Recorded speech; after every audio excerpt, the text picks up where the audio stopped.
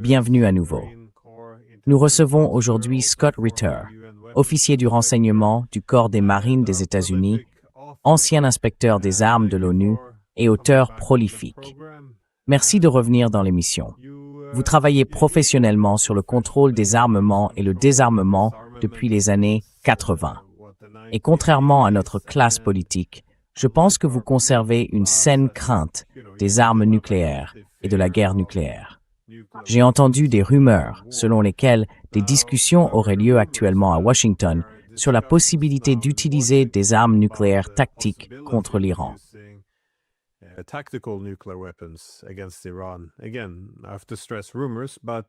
Encore une fois, je dois le souligner, ce ne sont que des rumeurs. Mais l'idée de départ ici, c'est que la guerre conventionnelle ne se déroule pas comme prévu. Et donc oui, les options sont discutées. Et puis, surtout, il y a déjà eu des attaques contre la dissuasion nucléaire russe et contre ses radars d'alerte avancés. Beaucoup de choses que nous n'aurions pas faites par le passé sont maintenant en train d'être faites. Et on peut s'attendre à ce que l'inconséquence ne fasse que s'aggraver lorsque la panique s'installera tant en Ukraine qu'au sein de l'OTAN. Je voulais donc poser une question très large, je suppose. À quel point sommes-nous réellement proches, aujourd'hui, d'une éventuelle guerre nucléaire?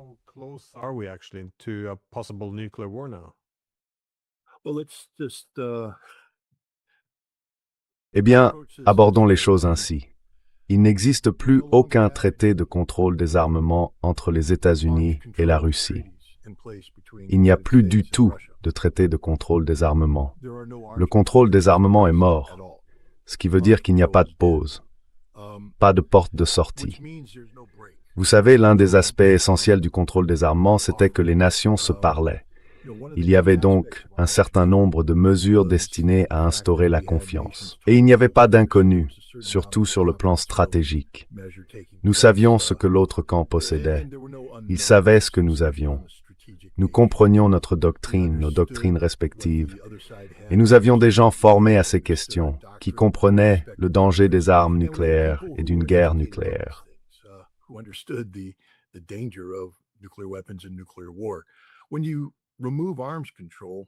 Quand on supprime le contrôle des armements, on le remplace par une nouvelle mentalité.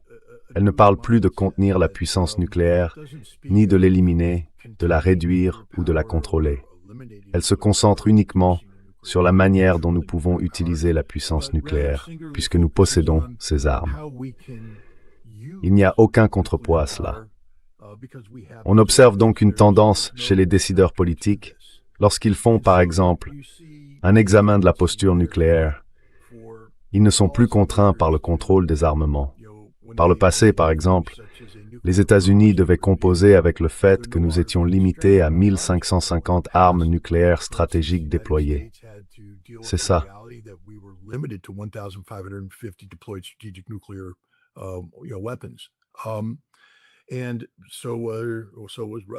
Et la Russie aussi. Vous savez, une évaluation a été menée sous l'administration Biden, alors que ces plafonds étaient en vigueur, des plafonds imposés par le traité New START. L'administration Biden a dû se demander comment faire face à une Chine en plein essor. Une Chine qui réagissait à la posture nucléaire agressive des États-Unis. Une posture laissant entendre qu'une frappe nucléaire préventive contre la Chine pouvait avoir lieu. La Chine a réagi de manière à rendre une frappe nucléaire préventive presque impossible, en modernisant sa dissuasion nucléaire stratégique et en dispersant ses armes dans de nouveaux silos dans l'ouest de la Chine, etc.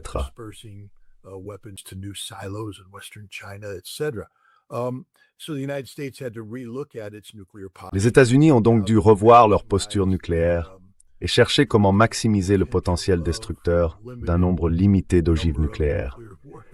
Or, ce traité n'existe plus. Nous ne sommes donc plus liés par cela. Et vous savez, on en parle peu, mais la réalité, c'est que les États-Unis ajoutent rapidement des ogives nucléaires à leur arsenal. Dans le cadre du traité New START, on avait par exemple réduit le missile Minuteman III de 3 ogives à une seule. Nous avons gardé un certain nombre de Minuteman III prêts à être rééquipés d'ogives si nécessaire, et maintenant, nous les rééquipons. Donc, nous augmentons nos effectifs.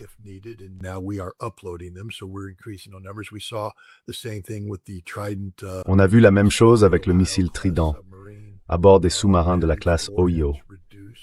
Le nombre de ces ogives a été ramené à un chiffre confidentiel, mais disons 6 ou 8. Et maintenant, on constate que certaines de ces ogives vont être modernisées. Il faut faire attention parce que si vous mettez trop d'ogives, vous réduisez la portée de l'arme. Ce qui veut dire que d'une certaine manière, vous devez vous rapprocher de leur cible. Ensuite, il y a la doctrine opérationnelle. C'est compliqué, mais l'essentiel, c'est qu'il n'y a plus de contraintes sur la planification d'une guerre nucléaire. Et donc désormais, nous en sommes à parler de la possibilité d'un conflit nucléaire.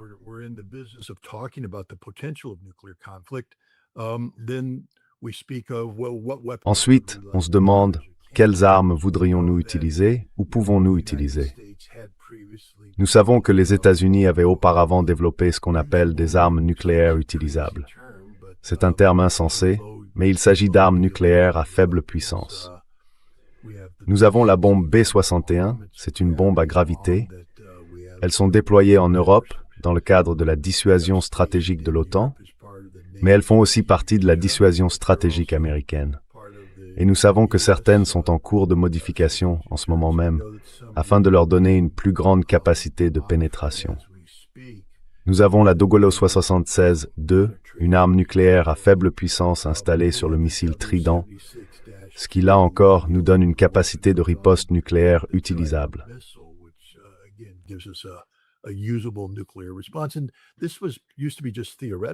Et tout cela n'était autrefois que théorique. Mais aujourd'hui, nous sommes dans une situation où M. Colby, un haut responsable du département de la Défense, est en train de revoir concrètement la posture nucléaire américaine. Cela inclut des modifications de nos directives d'application afin que nous utilisions des armes nucléaires ou que nous envisagions d'utiliser des armes nucléaires tactiques très tôt dans toute crise majeure. L'une des raisons, c'est que nous avons découvert que notre dissuasion militaire conventionnelle ne suffit plus à dissuader.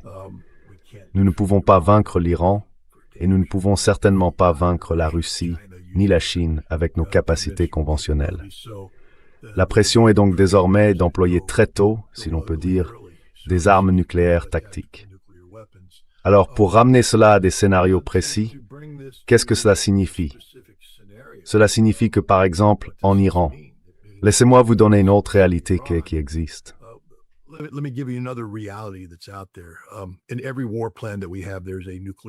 Dans tous les plans de guerre que nous avons, il y a une annexe de mise en œuvre nucléaire. Nous ne planifions pas une guerre sans plan nucléaire. La guerre du Golfe, tempête du désert, avait une annexe nucléaire. Tout ce que nous faisons comporte une annexe nucléaire. Donc, quand cette opération militaire a commencé contre l'Iran, il y avait une annexe nucléaire. Cela signifie qu'il faut envisager les hypothèses. Que se passe-t-il si X, Y et Z se produisent? Mais le fait d'avoir une annexe nucléaire ne veut pas dire que vous avez effectivement reçu le feu vert pour utiliser des armes nucléaires. C'est tout autre chose. Cela veut simplement dire que, si un scénario nucléaire se présente, où allez-vous vous procurer vos armes nucléaires et comment les employeriez-vous en fonction des directives venues d'en haut? Nous planifions une guerre nucléaire contre l'Iran depuis longtemps.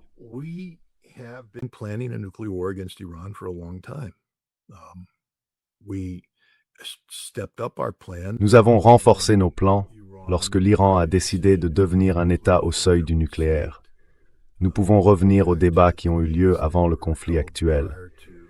Si vous vous en souvenez, je me suis fermement opposé à ce que l'Iran enrichisse de l'uranium à 60%, parce que cela en fait un État au seuil du nucléaire. Cela en fait une menace nucléaire pour Israël et les États-Unis, qui justifie une intervention nucléaire. Et notre politique évoque la possibilité d'une action préventive. Heureusement, nous ne l'avons pas fait. Mais aujourd'hui, nous sommes dans une situation où le président a qualifié l'Iran de menace nucléaire. Il a dit que l'Iran ne serait pas autorisé à posséder une arme nucléaire. Ce qui signifie que l'Iran ne peut pas être autorisé à exister en tant qu'État au seuil du nucléaire.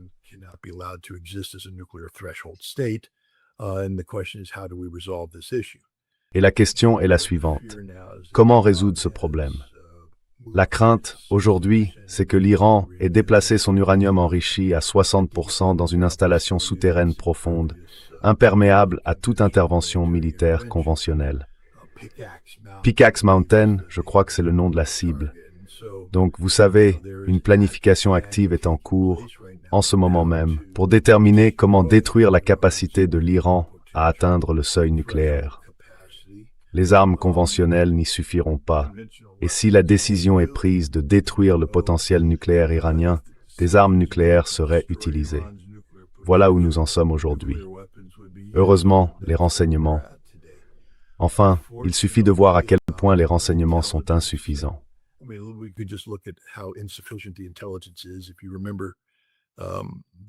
Si vous vous en souvenez, l'opération qui a échoué, était-ce une mission de sauvetage d'un pilote?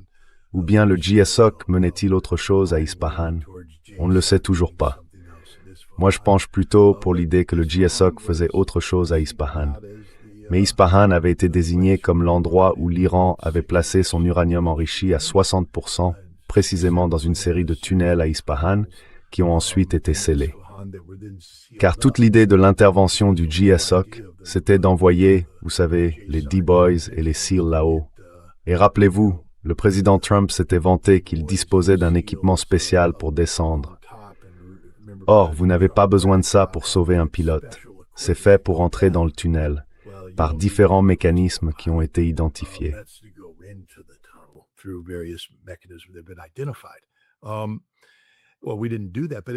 Eh bien, nous ne l'avons pas fait, mais cela veut dire que nous avions un... Je suis simplement là pour vous dire que le GSOC ne lance pas des raids de cette nature avec des renseignements insuffisants. Littéralement, à l'époque où il capturait des cibles de grande valeur en Bosnie, il devait savoir combien il y avait de marches dans l'escalier, dans quel sens tournait la poignée, quel était le matériau de construction. Tout cela devait être connu avant qu'ils s'engagent dans une opération. Je peux vous garantir qu'ils ont exigé énormément d'informations de la communauté du renseignement américaine avant de s'engager dans un raid de cette nature. Cela signifie qu'ils avaient un degré élevé de certitude que l'uranium enrichi à 60% se trouvait à Ispahan. Pourquoi est-ce une bonne nouvelle?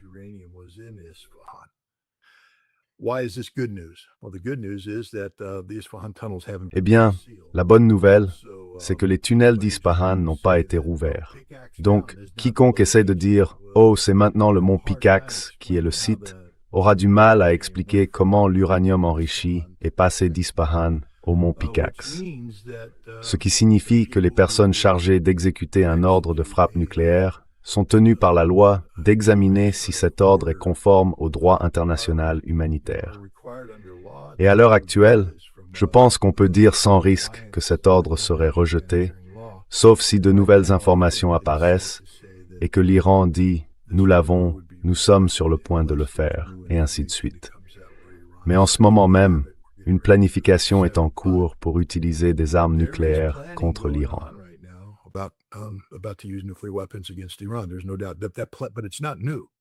Il n'y a aucun doute, mais ce n'est pas nouveau. Cette planification existe depuis toujours. Le danger dans la planification de Colby, ce n'est pas l'Iran, parce que nous avons toujours eu une annexe nucléaire à ce plan. Le danger aujourd'hui, ce sont la Chine et la Russie, parce que les États-Unis n'ont pas encore modifié leur position concernant Taïwan. Nous continuons de fournir à Taïwan des capacités militaires qui vont à l'encontre des objectifs politiques de la Chine, et cela pourrait mener à un affrontement militaire. Et les États-Unis n'ont aucune capacité à se défendre, ni à défendre Taïwan, en cas de guerre ouverte et acharnée avec la Chine. Nous devrions utiliser des armes nucléaires très tôt, et c'est problématique. C'est la même chose avec la Corée. Nous venons d'annuler un exercice militaire, enfin, pas de l'annuler, mais nous avons considérablement réduit notre participation à un exercice militaire.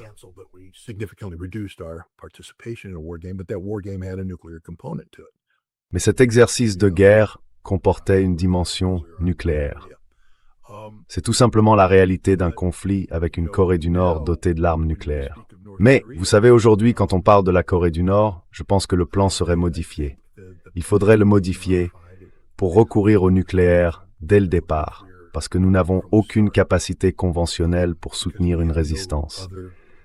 La Russie, si l'OTAN était assez stupide pour, par exemple, mettre en œuvre le plan divulgué dans les médias allemands la semaine dernière, l'option Kaliningrad, nous devrions recourir au nucléaire très tôt, parce que nous n'avons pas la capacité de faire quoi que ce soit de tout cela avec des armes conventionnelles.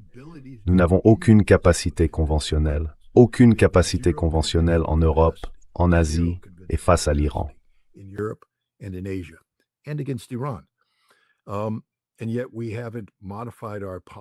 Et pourtant, nous n'avons pas modifié notre posture vis-à-vis de ces trois pays. En cas de conflit, nous devrions soit capituler, et je ne pense pas que les États-Unis aient l'habitude de faire ça, soit utiliser très tôt des armes nucléaires tactiques, ce qui conduirait immédiatement à un échange nucléaire généralisé et à la disparition de toute vie sur la planète. Alors, devons-nous nous inquiéter? Oui, nous devons avoir une peur bleue. C'est l'une des périodes les plus dangereuses. Si vous faisiez partie de ceux qui restaient sur la touche quand je parlais de la nécessité du contrôle des armements, sortez de votre réserve. Il est temps de prendre position. Et tout le monde devrait crier à tue-tête que le moment est venu non seulement de contrôler les armements, mais de les réduire. Nous devons nous débarrasser de ces armes nucléaires. Elles mettront fin à toute vie sur cette planète si nous ne le faisons pas.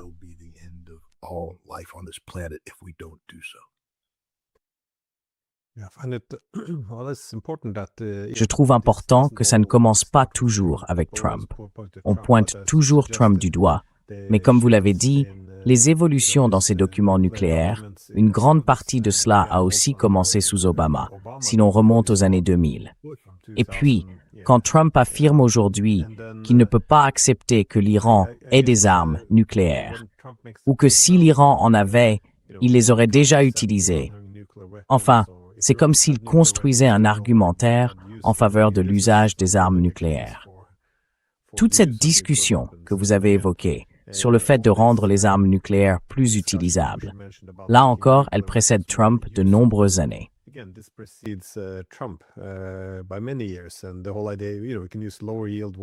Et toute cette idée, vous savez, qu'on peut utiliser des ogives de plus faible puissance pour déployer des systèmes, vous savez, pour s'assurer qu'on n'ait pas à utiliser les grosses armes nucléaires stratégiques.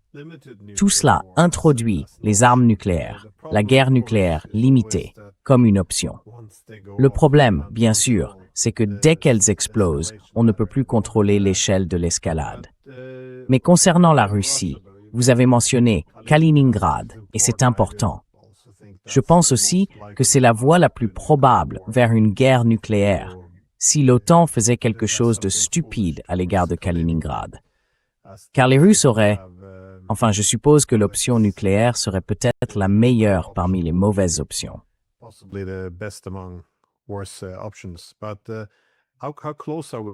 Mais à quel point sommes-nous proches de quelque chose comme ça avec les Russes? Parce que, d'après ce que je comprends, on s'en est rapproché, ou au moins on était proche, vers la fin de l'administration Biden. Je sais qu'il y a eu des discussions pour savoir si les Russes bluffaient ou non, mais vous, comment voyez-vous les choses? Où en sommes-nous aujourd'hui? Parce que lorsque Trump est arrivé au pouvoir, on a eu l'impression que tout s'était un peu calmé, que les Russes avaient adhéré à sa rhétorique du genre, mettre fin à la guerre en 24 heures, et que tout cela avait semblé retomber. Mais maintenant, ça paraît repartir. Sommes-nous aujourd'hui plus loin d'une guerre nucléaire que nous ne l'étions à la fin de l'administration Biden?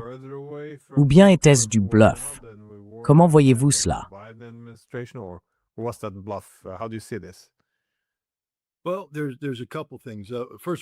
Eh bien, il y a plusieurs choses. D'abord, je pense qu'il faut rappeler aux gens à quel point nous étions proches d'une guerre nucléaire sous l'administration Biden. En 2024, la Russie cherchait un moyen de sortir du conflit en Ukraine. Elle n'était pas attachée à une reddition sans condition. Elle était ouverte à, vous savez, Mais à l'époque, certains ont interprété l'ouverture de la Russie à un règlement négocié comme un signe de faiblesse. Et il y a donc eu beaucoup d'efforts. Rappelez-vous, en août 2024, l'OTAN a envahi la Russie. Je veux simplement rappeler à tout le monde que l'OTAN a envoyé entre 70 000 et 80 000 Ukrainiens entraînés et équipés par l'OTAN dans la région de Koursk, une invasion de la Russie. Et ce n'était pas une petite invasion.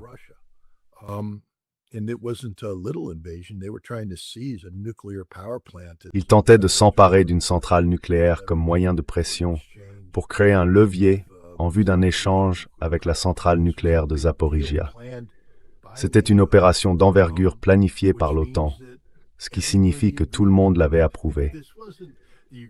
Ce n'est pas comme si les Ukrainiens s'étaient réveillés un matin en se disant « Eh, allons simplement à Koursk ».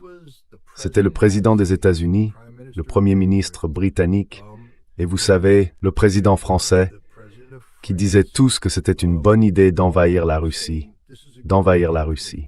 Or, la force qui a envahi était bien sûr composée d'Ukrainiens, soutenus par des mercenaires.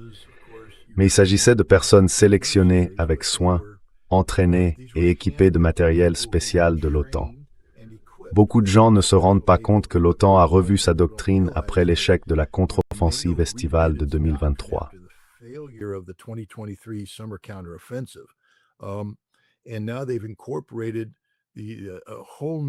Et maintenant, ils ont intégré tout un nouveau concept de fusion du renseignement opérationnel piloté par l'IA.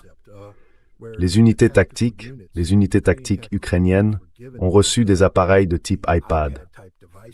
On leur disait « allez ici, allez là », parce que le renseignement analysait le dispositif des forces russes, repérait les brèches, puis l'IA prédisait les délais de réaction russes, et ainsi de suite. Il choisissait l'axe offrant le plus d'opportunités et orientait les Ukrainiens. Les Ukrainiens ont ainsi pu progresser fortement en Ukraine. Enfin, vous savez, il a fallu beaucoup de courage de la part de certaines troupes aéroportées, de certains marines et des forces spéciales Akhmat pour intervenir et, vous savez, perturber cela.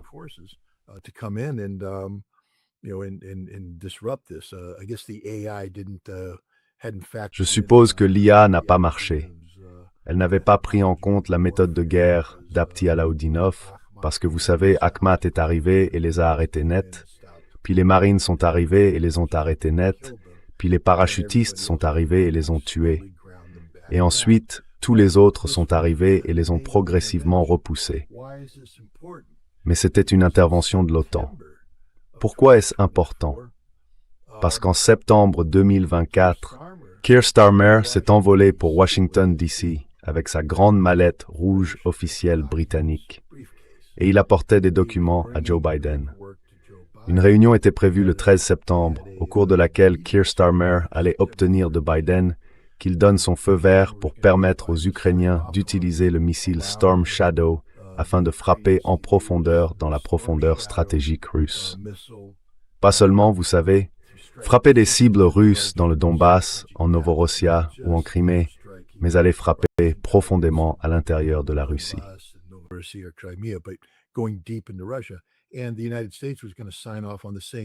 Et les États-Unis allaient approuver la même chose, l'autorisation d'utiliser les missiles Attack-MS. Cela aurait déclenché la doctrine nucléaire de la Russie. La Russie a déclaré que si des nations dotées de l'arme nucléaire donnaient à des nations qui ne le sont pas la capacité de frapper la profondeur stratégique de la Russie, même avec des armes non nucléaires, elle considérerait cela comme une attaque nucléaire menée par des États nucléaires. Et c'est ce qu'ils voulaient. Ils se nourrissaient de ce qui se passait à Koursk, de l'invasion de la Russie. Il faut donc garder cela en perspective. Vous savez, c'est là que ça devient un peu personnel, parce que le 13 septembre, le jour même où cette réunion devait avoir lieu, j'étais en fait à l'ambassade de Russie pour assister à un concert.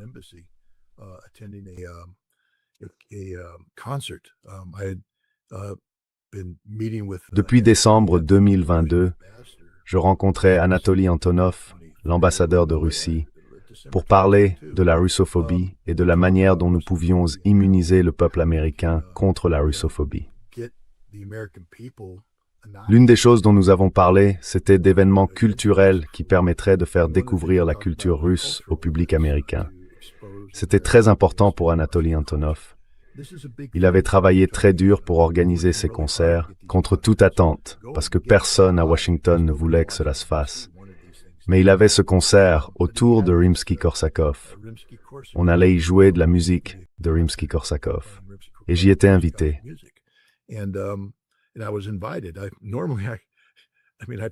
D'habitude, enfin je l'ai dit aux Russes, je suis assez franc là-dessus. Je n'aime pas la musique classique. Je suis plutôt du genre Bruce Springsteen, Bob Dylan. Mais c'était un grand honneur d'être invité, et bien sûr j'y serais allé, parce qu'il faut montrer du respect. Et c'était quelque chose sur quoi Anatoly Antonov travaillait. Je sais qu'il était enthousiaste à ce sujet. Ce soir-là, c'était plus le même Anatoly Antonov. Il avait le visage livide. Quelque chose l'avait manifestement choqué. Il a écourté le concert et il est parti. Eh bien, il s'avère que cet après-midi-là, il avait dû passer un coup de fil. Des personnes proches de la Maison-Blanche avaient été chargées de déterminer si les Russes bluffaient ou non au sujet de l'emploi d'armes nucléaires.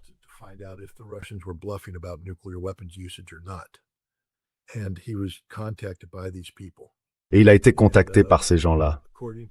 Et selon, pas de sa part, parce qu'il ne m'en a jamais parlé directement, donc ce n'est toujours pas confirmé, mais selon des personnes qui seraient en mesure de le savoir, il a bien passé l'appel. Et la réponse qu'il a donnée, c'est que si des attaques MS ou des Storm Shadow frappent en profondeur le territoire russe, il y aura une réponse russe, et Washington DC figurera sur la liste des cibles. Et ce n'était pas négociable. Alors, ça a conduit Biden à ne pas signer les documents. Il est devenu furieux, il criait sur les gens, et Starmer est parti, il était contrarié. Les États-Unis ont ensuite mené un examen. Voilà.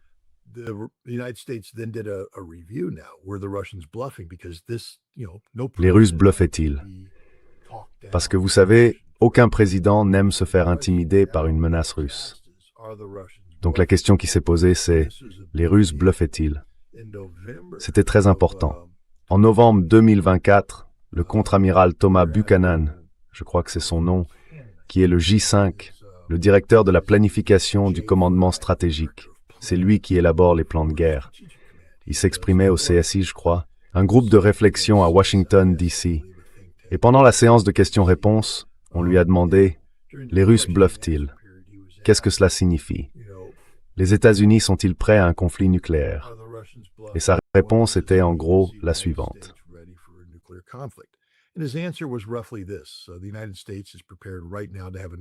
Les États-Unis sont prêts, dès maintenant, à avoir un échange nucléaire avec la Russie que nous remporterons. D'accord, permettez-moi de le dire en termes simples. Il disait que les États-Unis sont prêts à faire une guerre nucléaire avec la Russie et que nous pensons la gagner. Pourquoi est-ce intéressant? Parce qu'en février 2022, cette même administration Biden a signé un engagement avec les autres, avec vous savez, les 5 États dotés de l'arme nucléaire mentionnés dans le traité de non-prolifération.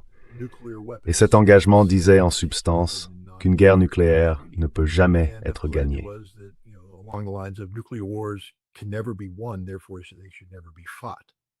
Par conséquent, il ne faut jamais les mener. Je vais le redire une fois de plus. Une guerre nucléaire ne peut jamais être gagnée. Par conséquent, il ne faut jamais la mener. C'est la position officielle des États-Unis ou de l'administration Biden dans un document. Et pourtant, aujourd'hui, nous avons le J5 qui dit qu'en novembre, les États-Unis étaient prêts à faire une guerre nucléaire avec la Russie et que nous pensions gagner. C'est curieux. Après avoir dit cela, il a ajouté « Peut-être devons-nous être plus honnêtes avec le peuple américain sur ce que signifie gagner, parce que cela ne veut pas dire ce que vous croyez. Gagner, cela signifie la mort de l'Amérique. L'Amérique n'existera plus. Nous ne serons plus une république constitutionnelle parce que nous serons une dictature militaire. Il y aura très peu de survivants, et ces survivants vivront sous un régime strict de survie imposé par le gouvernement. »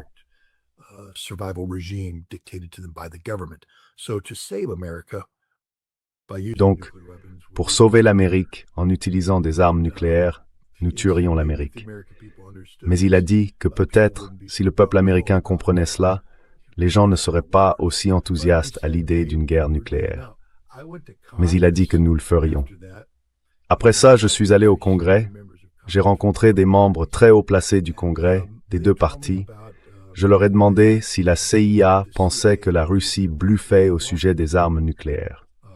Parce que c'était l'analyse publiée à l'époque dans le Washington Post et le New York Times.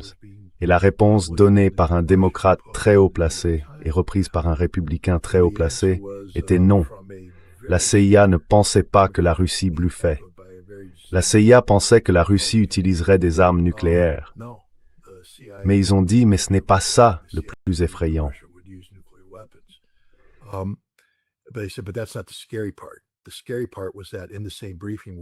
Ce qui faisait peur, c'est que, lors de cette même réunion d'information, de hauts responsables de l'administration Biden, lorsque le Congrès s'est tourné vers eux, ont dit oui, nous sommes prêts à avoir une guerre nucléaire avec la Russie, là tout de suite.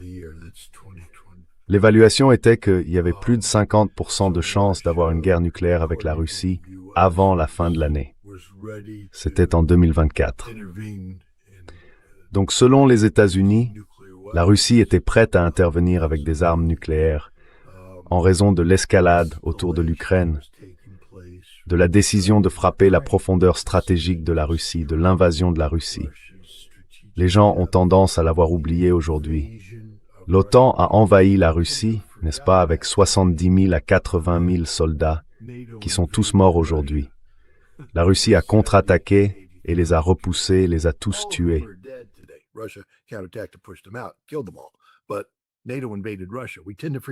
Mais l'OTAN a envahi la Russie. On a tendance à l'oublier. On ne s'y attarde pas. Mais c'est bien arrivé. Depuis, vous avez vu que Trump a d'abord essayé d'apaiser les choses. Il a pris un engagement. Début décembre, il a pris une décision très importante. Annoncer publiquement qu'une fois président, il n'autoriserait pas d'attaque ni de frappe à longue portée et qu'il dissuaderait nos alliés de le faire. Et ça a quelque peu mis les Russes sur leur garde. Ils sont revenus en disant « D'accord, on peut ». Medvedev, lui, c'était oui, la guerre nucléaire. Mais les Russes disaient « D'accord, on va vous donner une chance ». Et Trump s'est comporté de manière responsable au début. Mais ce qu'on a vu vers août 2025, c'est que les États-Unis n'étaient pas sérieux au sujet de la guerre, enfin, je veux dire, de la résolution de cette question.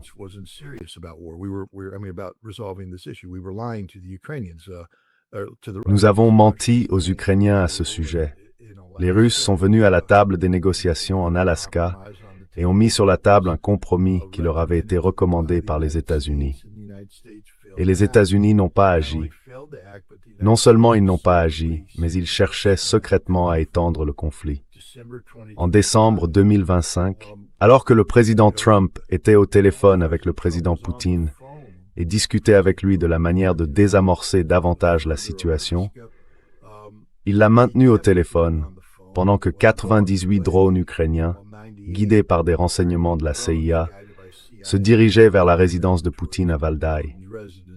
Vous pouvez appeler ça comme vous voulez. C'était une tentative d'assassinat ou au moins une tentative de faire pression sur Poutine.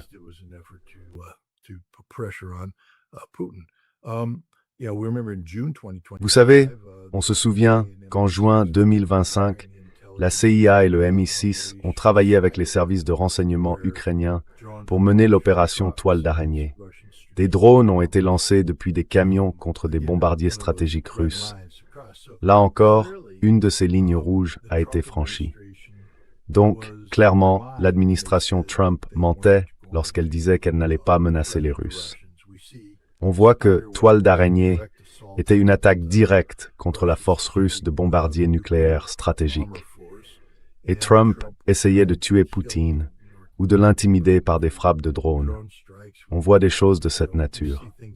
Nous en sommes donc là aujourd'hui et nous voyons l'OTAN se comporter de manière grossièrement irresponsable.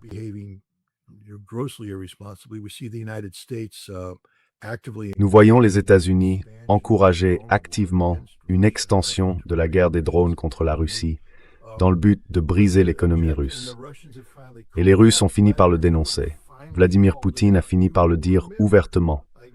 Vous vous en souvenez, je le sais, parce que je suis déjà venu dans votre émission et que j'ai dit que la stratégie des États-Unis consistait à provoquer un moment Maïdan à Moscou. C'est ça. Il s'agit de vaincre la Russie en faisant s'effondrer son économie, en épuisant son armée et en brisant la volonté de la société de continuer à résister pour que les gens descendent dans la rue et renversent le régime de Poutine. C'est la politique des États-Unis. Et Poutine a fini par dire « Oui, ils essayent de nous faire tomber. Ça n'arrivera pas. »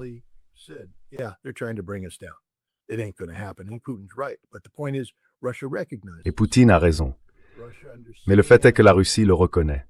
La Russie comprend désormais que les États-Unis mentent, qu'il n'y a pas de processus de paix, qu'il n'y a rien, et que la seule façon de mettre fin à cette guerre, c'est la reddition sans condition d'une Ukraine vaincue. Maintenant, la question est, que va faire la Russie?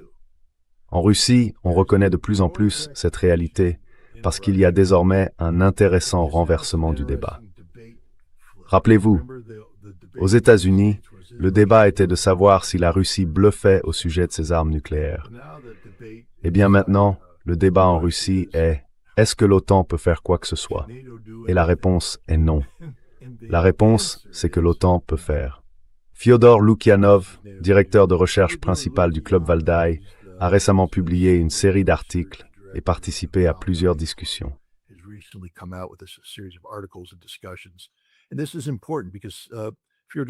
Et c'est important parce que Fyodor Lukyanov est quelqu'un qui, je dirais, a un pied solidement ancré dans l'élite libérale russe, l'élite libérale pro-occidentale. Ce n'est pas un clone de Sergueï Karaganov, c'est l'inverse. Et il a toujours été ouvert à la nécessité de négocier pour mettre fin à ce conflit. Il n'a jamais été du genre à dire « Hurrah, hurrah, hurrah, allons à la guerre ». Mais aujourd'hui, il dit en substance que la Russie devra gagner cette guerre selon ses propres conditions. Et l'un des éléments qui entre en ligne de compte, c'est qu'il affirme que l'OTAN n'a aucun pouvoir. En fait, il pense que l'OTAN va très bientôt s'effondrer, qu'elle n'a aucun pouvoir. Les États-Unis, je ne sais pas si beaucoup de gens l'ont remarqué, mais Donald Trump, je crois que c'était la semaine dernière, a reçu une présentation au cours de laquelle il a dit « Rather retirer toutes les forces d'Europe ».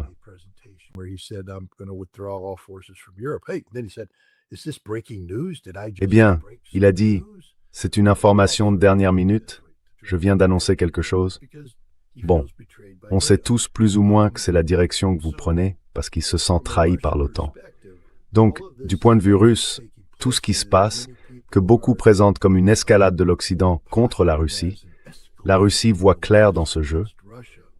Cela n'a aucun impact significatif sur la Russie.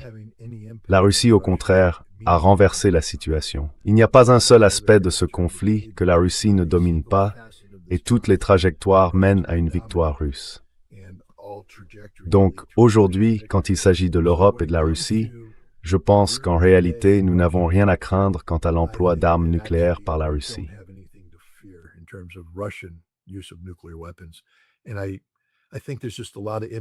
Et je pense qu'il y a beaucoup de gesticulations creuses. Vous savez, ce qui normalement ferait paniquer les Russes, et les a probablement fait paniquer, c'était, je crois, l'accord de Northwood. C'est bien comme ça qu'il s'appelle. Celui où la France et le Royaume-Uni se sont réunis l'an dernier, puis au début de cette année, et ont dit « Nous allons unifier nos politiques et nos postures nucléaires.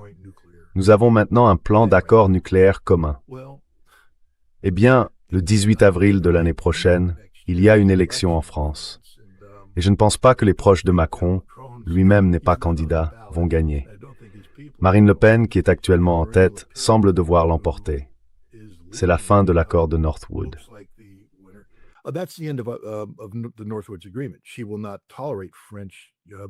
Elle ne tolérera pas la coopération franco-britannique, ni l'unité de posture nucléaire. Vous avez les Finlandais qui se vantent que la France est prête à déployer en avant des chasseurs Rafale avec des armes nucléaires françaises en Finlande. Ça n'arrivera pas une fois que Marine Le Pen sera au pouvoir. Donc une grande partie des postures qu'on voit aujourd'hui, les Russes n'ont qu'à attendre que ça passe. Ils n'ont qu'à attendre et ça disparaît. L'Angleterre s'effondre économiquement. Leur capacité à financer leur dissuasion nucléaire indépendante est remise en question. Tous leurs fichus sous-marins nucléaires sont à quai parce qu'ils n'ont pas été réparés depuis des années. L'Allemagne parle fort. Enfin, ils ont maintenant 12 milliards d'euros pour une capacité de frappe à longue portée contre les Russes.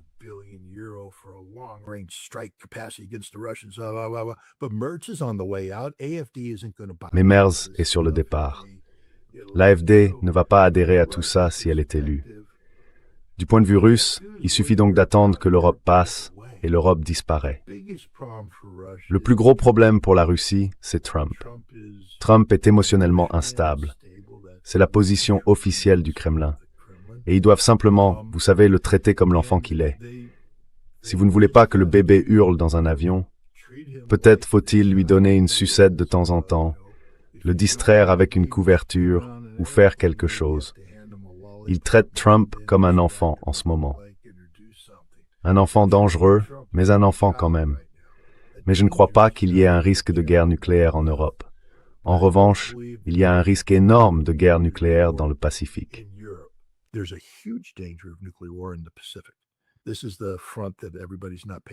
C'est le front auquel personne ne prête attention en ce moment. Beaucoup de gens ne se concentrent pas sur ce que fait la Corée du Nord. Vous savez, la Corée du Nord mène actuellement toute une série d'essais de missiles qui, normalement, irriteraient Donald Trump. Elle envoie aussi des milliers de soldats en Russie qui participent directement au conflit contre l'Ukraine. Or, je crois que les contingents nord-coréens actuellement présents à Voronezh y lancent leurs missiles. Donc on ne peut pas dire qu'ils sont directement impliqués dans l'opération militaire spéciale. Mais il existe des preuves. Les Ukrainiens ont fourni des preuves médico-légales montrant que des missiles nord-coréens ont été utilisés lors de certaines de ces frappes.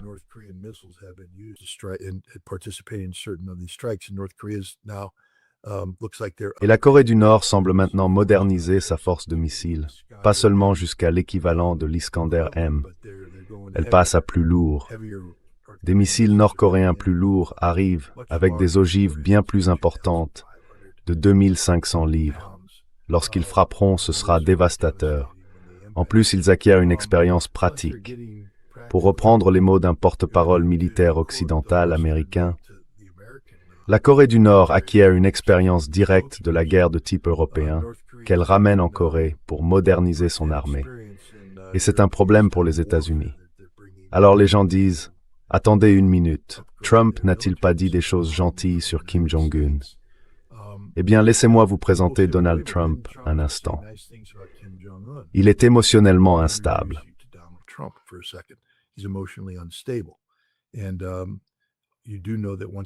Et vous savez bien que dès lors que Trump s'engage fermement sur quelque chose, il est tout à fait capable, en très peu de temps, de faire un virage à 180 degrés. Et vous savez, si Trump a le sentiment qu'on lui manque de respect, ou que les États-Unis sont d'une manière ou d'une autre placés dans une position humiliante, il pourrait s'entêter dans la stupidité. Avec des tensions aussi fortes, qui sait ce qui pourrait se passer en Corée du Nord? Taïwan est un autre sujet.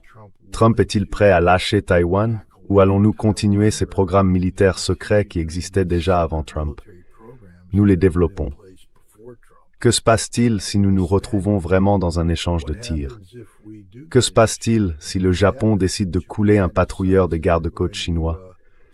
Les Chinois ripostent alors en frappant le Japon, en frappant le territoire japonais.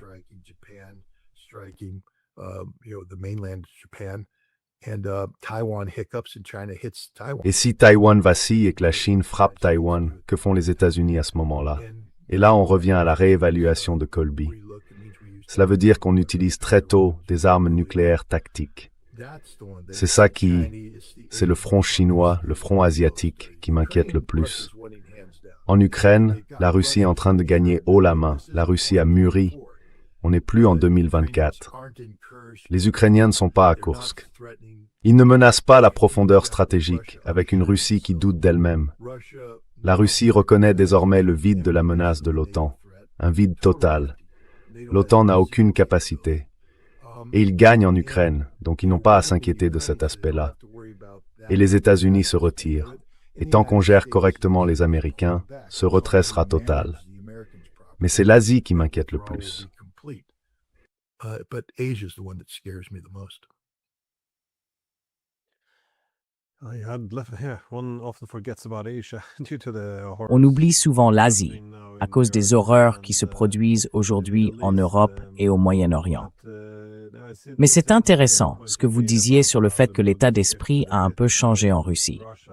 Fyodor Lukyanov, nous travaillons autrefois ensemble dans la même université et nous travaillons toujours pour la même revue, Russia in Global Affairs. Je l'ai parfois interviewé.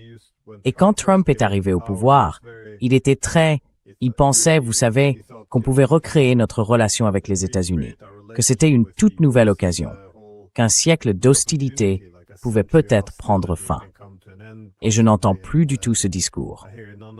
C'est comme vous l'avez dit, il n'y aura pas de règlement pacifique, et il y aura beaucoup de chaos à l'avenir, jusqu'à ce qu'un nouveau système puisse se mettre en place.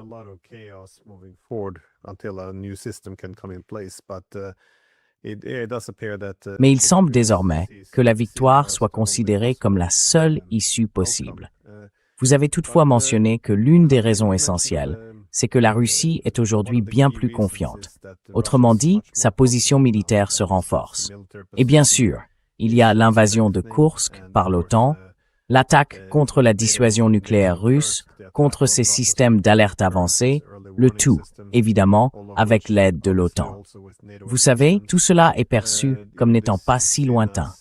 Mais au moins, les Russes sont désormais plus confiants. Alors, sur le plan militaire, comment voyez-vous la situation évoluer en ce moment?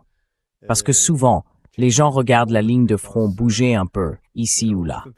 Mais d'un autre côté, si le Donbass tombe, si Zaporizhia tombe maintenant, enfin, quelles pourraient être les conséquences une fois que ces choses commenceront à s'effondrer?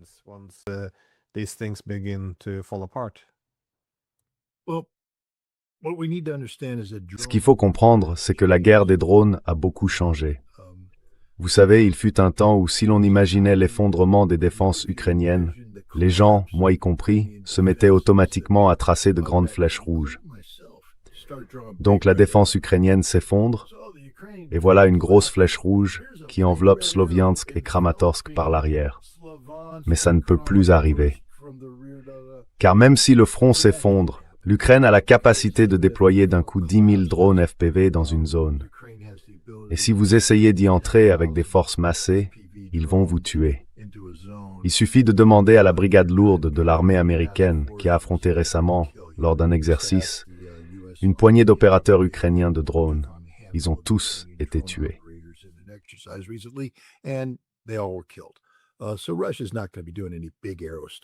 Donc la Russie ne va plus mener de grandes offensives en flèche.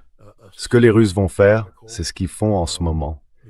Une progression lente, méthodique, vous savez, pour dominer les Ukrainiens sur les plans tactiques, opérationnels et stratégiques. Et ils avanceront, tueront des Ukrainiens, continueront d'avancer et continueront de tuer des Ukrainiens. En mars de cette année, j'étais en Russie et j'ai rencontré des militaires russes parce qu'à l'époque, mais je prévoyais une visite en juin et j'ai dit, je veux aller dans la zone de militaire spécial et je veux en apprendre davantage sur la guerre russe par drone.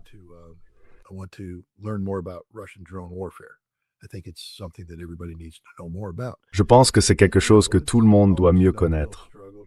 Vous savez, c'est toujours difficile de convaincre les Russes de laisser un ancien spécialiste américain du renseignement qui a espionné l'Union soviétique faire ce genre de choses. J'ai été suffisamment convaincant pour qu'ils acceptent, qu'ils s'en saisissent et qu'ils l'approuvent. Mais ce qui était intéressant, c'est que quand on est journaliste indépendant, il faut faire très attention à ne pas se laisser mener par le bout du nez. J'avais mes objectifs, j'avais des choses que je voulais faire. Je devais m'assurer de pouvoir expliquer à n'importe qui que c'était mon initiative, que c'était mes objectifs, que c'était ce que j'essayais d'accomplir. Et les Russes ont été très corrects là-dessus. Ils l'ont parfaitement compris.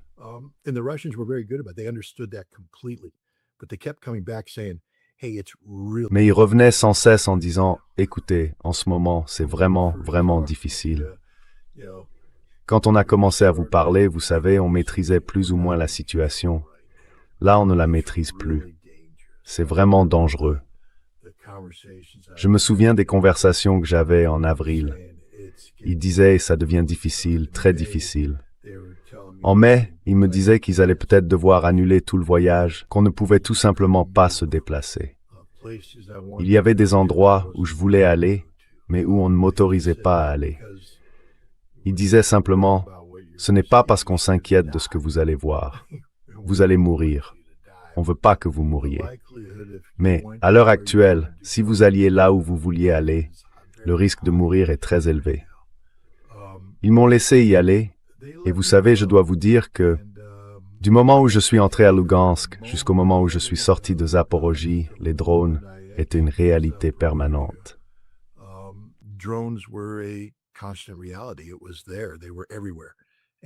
C'était là. Ils étaient partout. Et vous savez, les Russes apprenaient à y faire face. C'est le mieux que je puisse dire. Mais ce que je peux dire, c'est qu'il n'y avait aucune panique du côté des Russes. Ils ne se disaient pas « Oh mon Dieu, les Ukrainiens dominent ». Ils se disaient « C'est difficile en ce moment, mais nous savons ce qu'ils font et nous développons les moyens d'y répondre. Et nous avons la situation sous contrôle. Cela va juste être gênant pendant un certain temps. » Aujourd'hui, les Russes n'ont pas seulement la situation sous contrôle, ce sont eux qui contrôlent la situation. Cela dit, avec la guerre des drones telle qu'elle est, vous savez, oui, il y aura des fuites.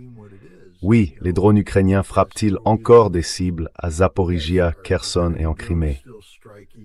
Absolument.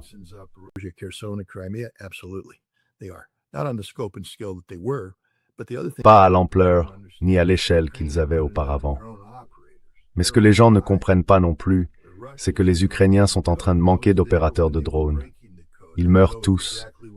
Les Russes ont percé le code. J'étais là quand ils le perçaient. Je sais exactement ce qu'ils faisaient. Et aujourd'hui, les Ukrainiens peuvent à peine lancer un drone sans être repérés et tués presque immédiatement. C'est la nature de cette activité. Les Ukrainiens ont utilisé différents moyens pour essayer de lancer leurs drones sans être observés. Enfin, il y en a un qui vient juste de sortir. Je ne sais pas si les gens l'ont vu. Les Ukrainiens ont transformé tous leurs centres commerciaux en usines de drones.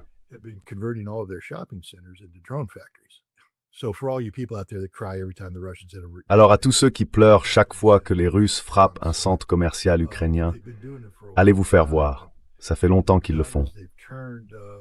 Mais ce qu'ils ont fait, c'est transformer les espaces d'entrepôt sous un centre commercial en zone d'assemblage de drones FP1 et FP2. Ensuite, les Ukrainiens arrivent avec leurs gros camions civils blancs qui, soi-disant, transportent des produits des centres de distribution vers les centres commerciaux pour que les civils innocents puissent aller les acheter. Ces camions entrent dans le centre commercial et sont chargés avec leurs lanceurs de FP1 et de FP2. Puis ils repartent, vont à différents endroits, et les Ukrainiens sont assez stupides pour filmer les côtés relevés des camions pendant qu'ils lancent des drones FP1 et FP2 contre la Russie.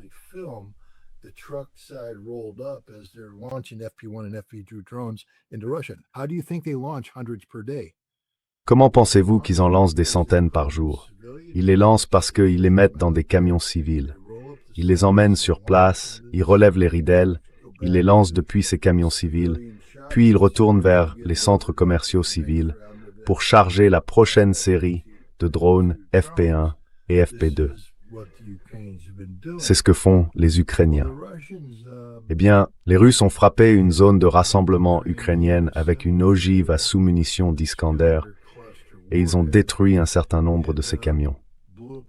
Au début, les Ukrainiens disent « Vous voyez, la preuve, ils tuent des civils, ils font ça ». Mais ensuite, les services d'urgence sont intervenus et ont pris des photos qu'ils ont publiées. Peut-être qu'ils ne comprenaient pas ce qui se passait. Et ces photos montraient qu'à l'intérieur de ces camions se trouvaient les drones FP1 et FP2.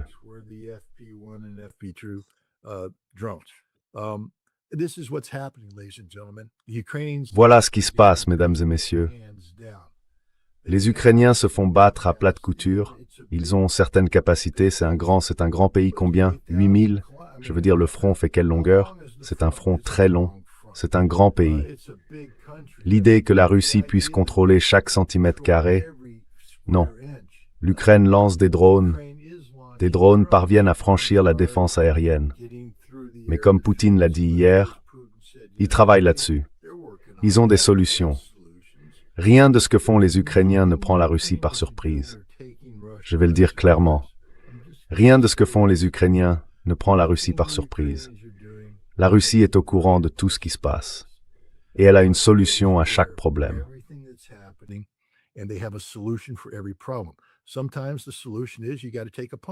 Parfois, la solution, c'est d'accepter de prendre un coup. Je veux dire, même quand Mike Tyson mettait régulièrement les gens KO, vous savez, une partie de son plan consistait à encaisser un coup pour pouvoir riposter. Et la Russie fait ça. Mais la Russie contrôle la situation à 100% en ce moment. Le jeu auquel joue la Russie, toutefois, va au-delà de... Je veux dire, sur le champ de bataille, il n'y a pas un seul aspect où la Russie est en train de perdre. Quand l'Ukraine lance une contre-offensive, comme elle affirme le faire à l'occasion, elle s'enfonce dans la zone grise. C'est un no man's land. Ils avancent, ils prennent des terres qui ne sont pas tenues par les Russes, puis ils meurent tous sous les drones russes qui les encerclent et les tuent.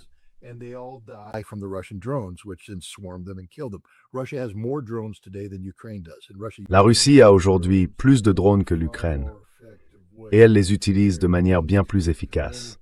Ils sont reliés à une capacité de centre de commandement et de contrôle qui a... Vous savez, tout le monde dit « Oh, les Russes ne peuvent pas communiquer parce que Elon Musk a coupé Starlink ». Mauvaise réponse. Les Russes communiquent très bien. Ce sont les Ukrainiens qui ne peuvent pas communiquer parce que Starlink ne fonctionne plus aussi bien qu'avant. Car la Russie a trouvé plusieurs solutions au problème Starlink. Oui. Donc sur le champ de bataille, la Russie s'en sort plutôt bien. Mais vous n'allez pas voir les percées massives que tout le monde attend.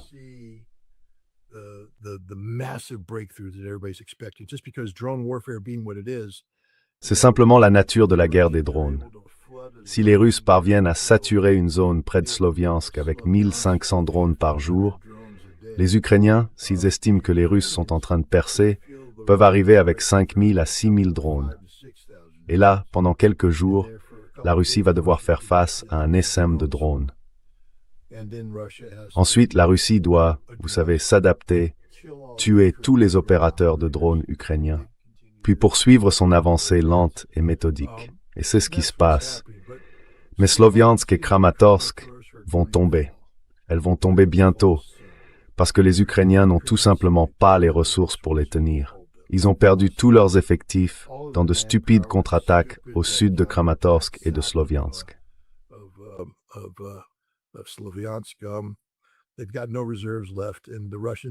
Ils n'ont plus aucune réserve, et les Russes avancent tout simplement de façon très régulière. Et ça va tomber. Le Donbass va tomber. Quand ce sera fait, la Russie se tournera vers Dniepropetrovsk et Zaporojie et l'avancée continuera. Mais la Russie ne cherchera pas à gagner cette guerre sur le champ de bataille, parce que quoi qu'il arrive, cela prendra du temps et coûtera des vies. La Russie va y parvenir en détruisant l'économie ukrainienne. Et c'est ce qu'elle fait en ce moment même. La Russie agit enfin en fonction de ce que tout le monde savait dès le départ. 60% de l'économie ukrainienne repose sur l'agriculture. Aucun de leurs produits n'arrive actuellement sur le marché et aucun n'y arrivera. La Russie a bloqué cela. C'est la mort de l'économie ukrainienne.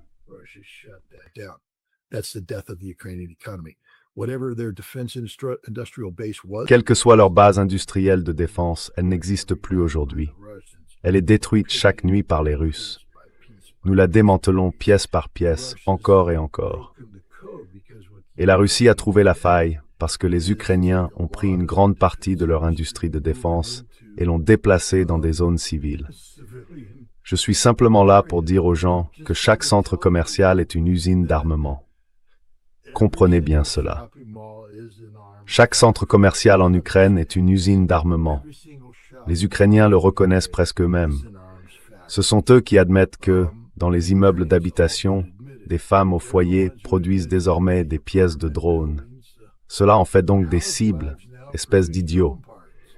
Et toutes ces pièces de drones sont regroupées dans le sous-sol de l'immeuble avant d'être ensuite expédiées vers les centres commerciaux. building where they're then shipped off to the shopping malls where they're, I mean, this is what the Ukrainians did. Je veux dire, c'est ce que les Ukrainiens ont fait. Les Russes le savent depuis longtemps, mais comme l'Ukraine a décidé de frapper Wildberries et Ozon, les Russes ont retiré les gants. Ils frappent tout et ils tuent tout. Et il y a d'autres niveaux d'escalade. Je vais juste donner un gros conseil aux Ukrainiens. Si vous pensez développer une capacité de missile balistique FP9 qui vous permettrait de frapper Moscou avec une explosion significative, ne le faites pas. Parce que les Russes savent que c'est ce que vous préparez. Et les Russes acceptent l'idée que vous pourriez réussir à en faire passer un ou deux, et que cela pourrait être une très sale journée pour la Russie si le théâtre Bolkoï explose ou si le Kremlin est touché.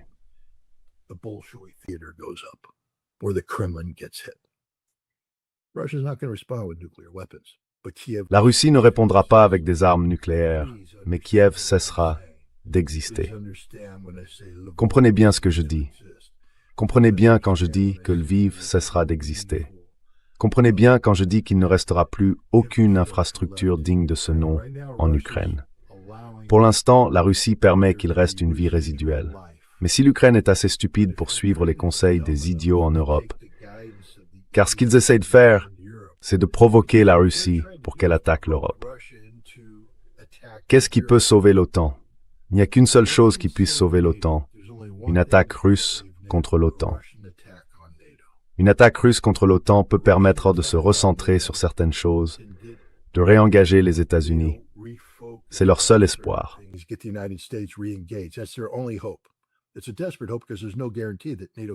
C'est un espoir désespéré, parce qu'il n'y a aucune garantie que l'OTAN parvienne à se ressaisir et que les États-Unis se réengagent. Mais leur seul espoir de survie, et l'Europe le sait, c'est que la Russie attaque l'OTAN. Alors, l'OTAN fait maintenant tout son possible pour pousser la Russie à attaquer l'OTAN. C'est pourquoi quiconque affirme que la Russie doit attaquer l'Europe aujourd'hui n'est pas un ami de la Russie. Et quiconque dit cela en Russie se voit rappeler poliment par Vladimir Poutine que ce n'est pas une option. Ce n'est pas la direction que nous prenons. Ce qu'ils vont faire, c'est tuer l'Ukraine. Et cela semble être une voie que Zelensky comprend. Son seul espoir, c'est une intervention décisive de l'OTAN. Et le seul moyen pour lui de l'obtenir, c'est de pousser la Russie à intervenir.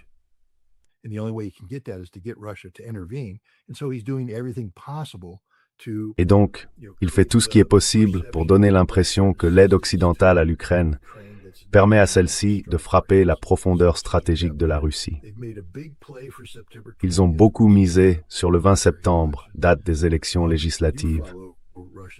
Vous suivez la politique intérieure russe, n'est-ce pas? J'imagine, enfin, je ne vais pas vous prêter des mots, mais je ne pense pas que vous soyez convaincus que l'opposition russe va balayer Russie unie du Parlement, que Poutine va se retrouver totalement privé de soutien législatif et que le peuple russe va, vous savez, se rassembler dans le centre de Moscou, dans un moment façon Maïdan moscovite, pour réclamer la tête de Poutine. C'est ce que veut l'Europe.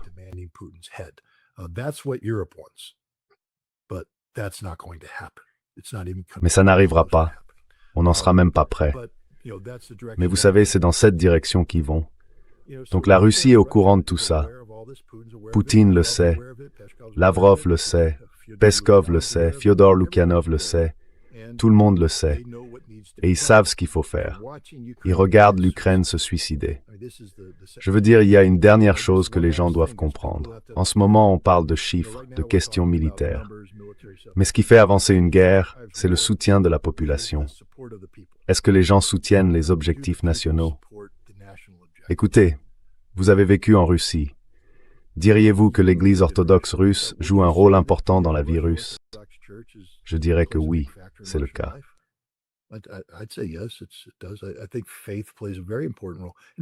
Je pense que la foi joue un rôle très important. Et il ne s'agit pas seulement de la foi chrétienne. Plus de 30% de la population russe est musulmane. Et ce sont des gens très croyants. J'ai passé du temps avec le grand mufti de Tchétchénie, à parler avec lui du rôle de la foi. J'ai aussi parlé à Apti Alaoudinov, qui est un musulman dévot, mais son drapeau, qui est derrière moi, porte à la fois le symbole islamique et des symboles chrétiens. parce que la Russie est une nation de foi, et les gens doivent le comprendre. Alors, quand Zelensky estime que c'est une bonne idée de s'adresser au Parlement ukrainien à la fin juillet pour obtenir l'autorisation de construire un panthéon des héros sur le sol de... Comment ça s'appelle? La lore des grottes de Kiev, le berceau de l'orthodoxie orientale, l'un des lieux les plus sacrés de toute l'orthodoxie.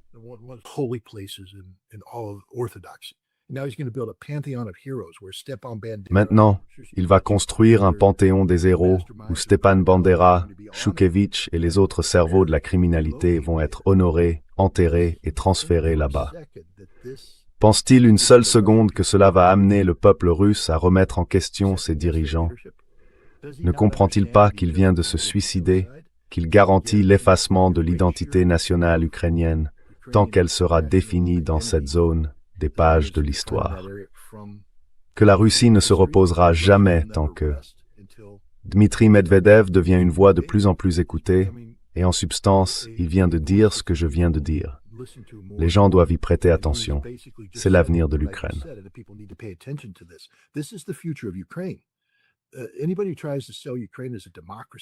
Quiconque essaye de présenter l'Ukraine comme une démocratie, comme ce pays épris de liberté, doit comprendre une chose. Non, ils ont défini qui ils sont à travers leurs héros, et ils bâtissent un panthéon de leurs héros sur la terre la plus sacrée de l'orthodoxie orientale.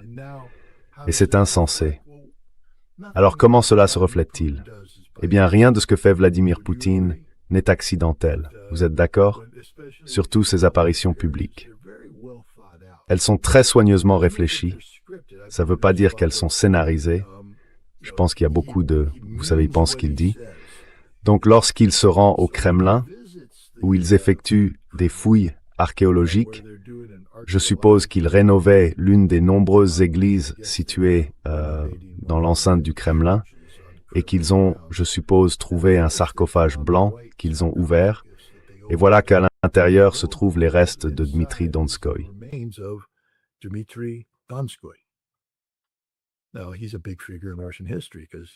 C'est une grande figure de l'histoire russe, parce que c'est lui qui a mené les Russes contre la horde mongole lors de la bataille de Kulikovo et qui a contribué à sauver la Russie.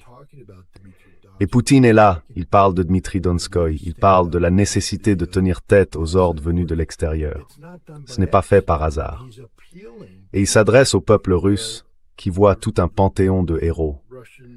Les héros, ce sont des gens idéologiquement liés aux fascistes nazis allemands qui ont envahi l'Union soviétique et tué 27 millions de personnes. En Occident, on ne comprend pas à quel point cela résonne. Mais il se passe des choses en Russie en ce moment. C'est pour ça que j'ai toujours dit qu'il était si important d'aller en Russie, de voir la réalité, de la rapporter et d'informer les gens. Il se passe des choses en Russie en ce moment dont nous devons être conscients.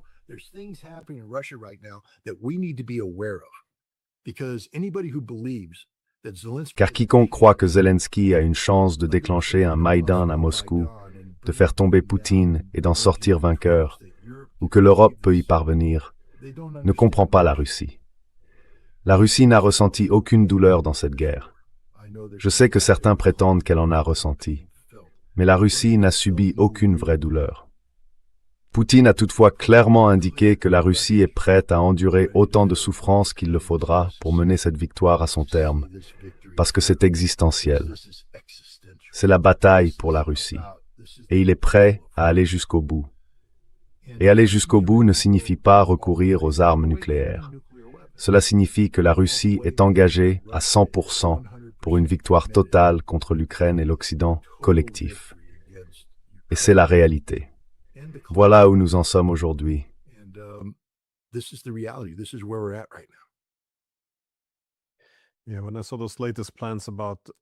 Oui, quand j'ai vu ces derniers projets d'éventuelles attaques de drones contre les aéroports de Moscou, dans l'espoir que cela déclenche une sorte de Maïdan à Moscou, je pense que les gens ne se rendent pas compte que la seule chose qu'on fera, c'est pousser davantage de la population vers Dmitri Medvedev, qui était en quelque sorte le chien fou de Poutine, représentant la ligne la plus agressive. Je pense que c'est vers ça que la plupart des gens vont se tourner. Donc je pense qu'il y a beaucoup d'erreurs de calcul.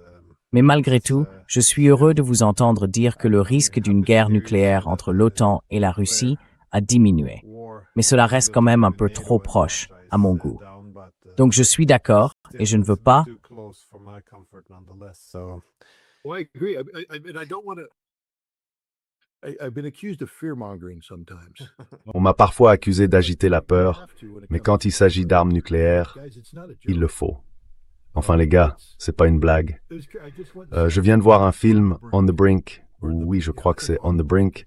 C'est le film sur Ronald Reagan à Reykjavik. Évidemment, Hollywood est passé par là et a retouché le scénario et c'est complètement idiot tout ça. Mais il y a une chose qui ressort. À l'époque, et c'est l'époque dans laquelle j'ai grandi, enfin, je travaillais sur le nucléaire à ce moment-là, il y avait une peur absolue de la guerre nucléaire.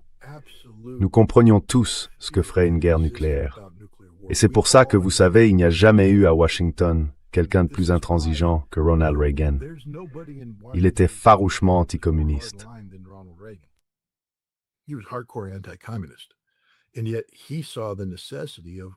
Et pourtant, il voyait la nécessité des armes, pas seulement du contrôle des armements, mais de la réduction des armements. Le traité sur les forces nucléaires à portée intermédiaire a sauvé l'Europe, littéralement sauvé l'Europe et sauvé le monde. Mais aujourd'hui, personne ne comprend à quel point la situation est dangereuse. Quand je dis que je suis moins inquiet d'une guerre nucléaire en Europe, c'est uniquement parce que je la compare à la menace en Asie et à la menace au Moyen-Orient. Et parmi ces trois menaces, c'est la moins élevée. Mais ça ne veut pas dire qu'il n'y a pas de menace. Tant qu'il y aura des gens qui croiront que l'OTAN pourrait mener avec succès une action contre Kaliningrad pour intimider la Russie et la pousser à reculer en Ukraine, ils doivent comprendre que le seul résultat serait un échange nucléaire généralisé qui mettrait fin à toute vie sur la planète.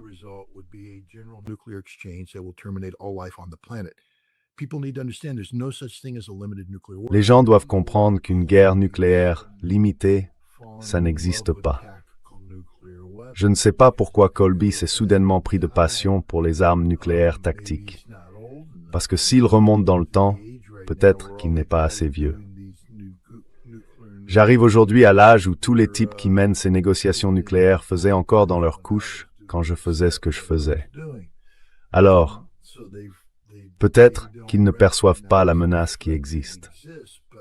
Mais il n'y aura jamais d'utilisation d'armes nucléaires tactiques qui ne se termine pas par un échange nucléaire généralisé. Les gens doivent le comprendre. Aujourd'hui, notre dissuasion repose sur l'idée que les guerres nucléaires ne peuvent pas être gagnées. Elles ne doivent donc jamais être menées.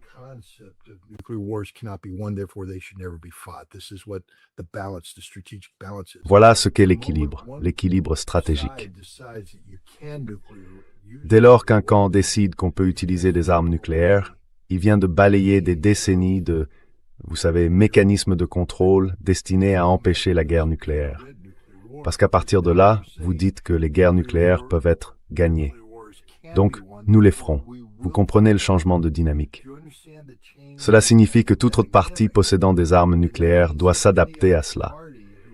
Et elle ne peut pas laisser un camp utiliser des armes nucléaires sans conséquence.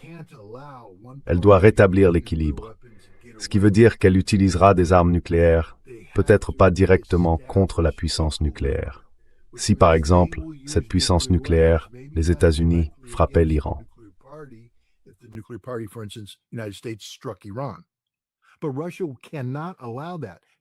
Mais la Russie ne peut pas laisser faire ça. La Chine non plus ne peut pas laisser ça s'installer. Parce que ça signifie que l'Amérique a désormais la suprématie nucléaire. Parce que l'Amérique est maintenant la seule puissance à dire que les guerres nucléaires peuvent être gagnées et que nous les utiliserons. Et puisque vous n'êtes pas disposés à les utiliser, nous vous dominons. La Russie et la Chine devront démontrer qu'elles aussi peuvent utiliser des armes nucléaires. Et elles frapperont une cible. Où la Russie frappera-t-elle? Sera-ce l'Ukraine? J'en doute. Je pense qu'elle frapperait l'Europe. La question de Sergueï Karaganov devient alors, les États-Unis échangeront-ils Boston contre Poznań? Que se passe-t-il si nous frappons l'Iran? happens if, we strike Iran? What will China do? Well, will they strike Que fera la Chine? Japanese island? Eh bien, va-t-elle frapper une île japonaise? Va-t-elle frapper, vous savez, une partie de Taïwan? Je ne pense pas qu'elle frappera Taïwan. Tout comme la Russie ne frappera pas l'Ukraine. Taïwan, c'est la Chine. Donc la Chine ne va pas atomiser la Chine. Mais elle atomisera certainement le Japon en un rien de temps. Et alors, que faisons-nous lorsqu'une ville japonaise de Honshu part en fumée radioactive? On reste là sans rien faire. Alors nous ripostons. Ça dégénère. Tous les jeux de guerre dans lesquels des armes nucléaires tactiques ont été utilisées se sont toujours terminés par un échange nucléaire généralisé. C'est pourquoi ce que fait Colby est si fondamentalement dangereux.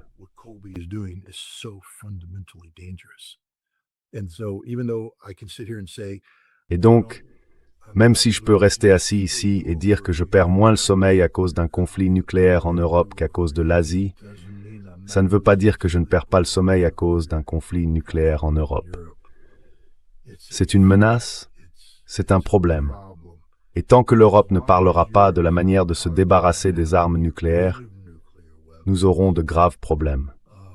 Vous voyez, l'Europe parle de la façon dont elle peut repousser le seuil nucléaire face à la Russie. Je veux dire, quand la Finlande dit que c'est une bonne idée d'avoir des avions de chasse, Rafale, français, avec des bombes nucléaires suspendues sous leurs ailes, opérant depuis des aérodromes finlandais, on comprend qu'il n'y a plus aujourd'hui de gens qui pensent rationnellement au pouvoir en Europe.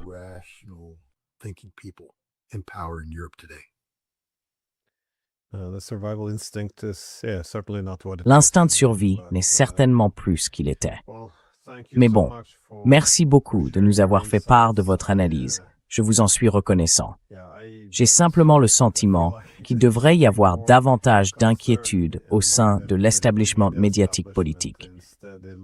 Au lieu de ça, on dirait qu'il s'efforce de balayer tout cela en disant que ce n'est que de l'alarmisme ou nous ne devons pas céder au chantage nucléaire, toutes ces absurdités. Nonetheless, thank you so much. Well, thank you. Merci de m'accueillir.